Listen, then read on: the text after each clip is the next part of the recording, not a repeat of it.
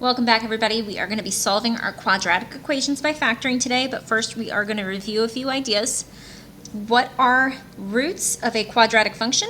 Well, we refer to roots as a few other names. This includes our x-intercept, or x-intercepts if there is more than one. So if we look to the graph to the right, we are looking for where our graph crosses the x-axis, and this happens twice for this specific graph. One is happening at 1, 0, and the other is at negative 1, 0. So the roots or solutions is going to be x equals 1 and x equals negative 1. As I have said, we do have other names for roots. There are 4 names total. We have roots is one of our names. We also, again, refer to this as our x-intercepts, which is where we cross the x-axis. We also call these solutions. And then they also get referred to as zeros. So all 4 of these names are referring to the same place on our graph, wherever we're crossing the x-axis. Our graphs or our quadratics can have 3 different possible solutions. They could have 2 roots, they could have 1 root, or they could have 0 roots or no roots. If it has no solution, for example, it is not going to cross the axis, so no solution.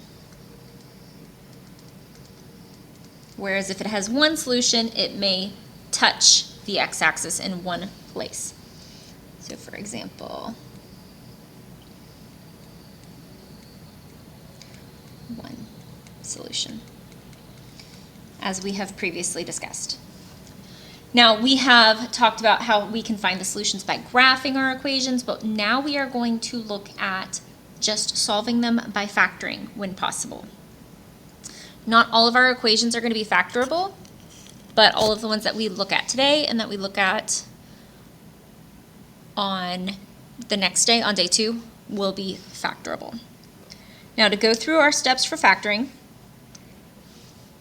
we want to make sure our equations are set equal to 0. So wherever we have f of x or y, we are going to replace it with 0, and everything else is going to be on one side of the equation.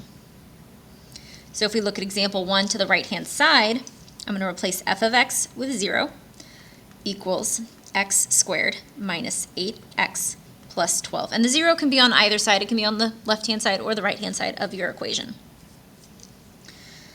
After we have our equation set equal to 0, we want to factor the equation. So we reviewed factoring in a previous unit, so we're going to be doing that again.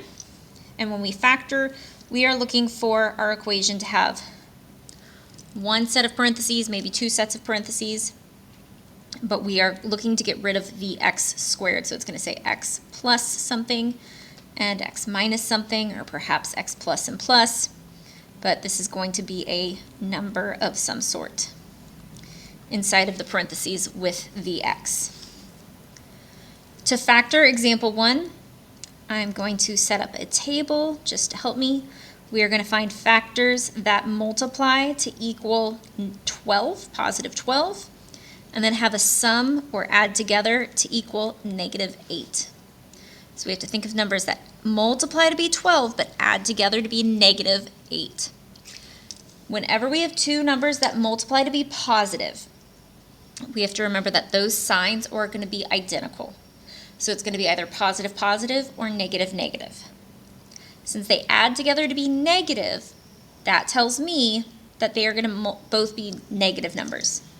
So I need to think of numbers that multiply to be 12 and add together to be 8, but make them both negative. So we could do negative 1, negative 12. That does not have a sum of negative 8. That is a sum of negative 13, which is not what we want. So that is not a good choice for us. And then we could do negative 2, negative 6, or we could also do negative 3, negative 4. So negative 2 and negative 6, if we add those together, does give us negative 8, which is what we're looking for. Negative 3 and negative 4 makes a negative 7, which is not what we want. So negative 2 and negative 6 will be our answers. So when we go to factor this, we're still setting it equal to 0. And we're going to do parentheses x minus 2 and x minus 6. So that is our factored equation. That is our factored equation.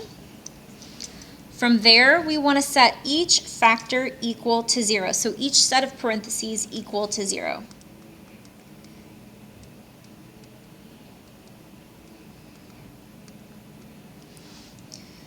So it's going to say x plus something equals 0 and x minus something equals 0. Again, dependent on what signs we have going on. So I'm going to split this into two pieces. We have x minus 2 equals 0, and then x minus 6 equals 0.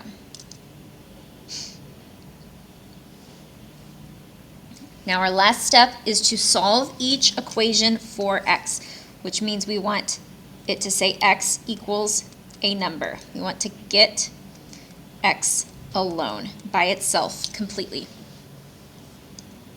So in order to do that for each one, so we have x minus 2 equals 0. That means I need to get this minus 2 away from x. So I'm going to do the opposite sign, which is plus 2 on both sides. When we do that, the x's, or sorry, the 2's on the left-hand side cancel out, and we're left with x equals a positive 2. And then if we look at the second term, x minus 6, we have that minus 6. We're going to do opposite signs, so we're going to do plus 6 on both sides. And we're left with x equals a positive 6.